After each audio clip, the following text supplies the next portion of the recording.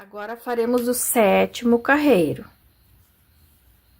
Ponto de borda, 2 tricô, 1, 2,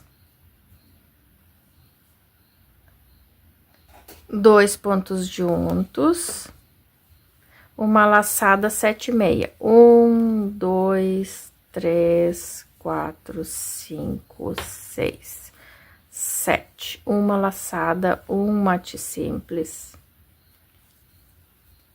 e um tricô. E um pontinho de borda.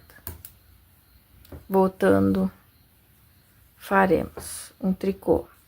Todo o trabalho do avesso conforme o ponto, tá? A laçada é em tricô. Então, aqui eu não me preocupo, ó, eu só vou fazendo conforme o ponto.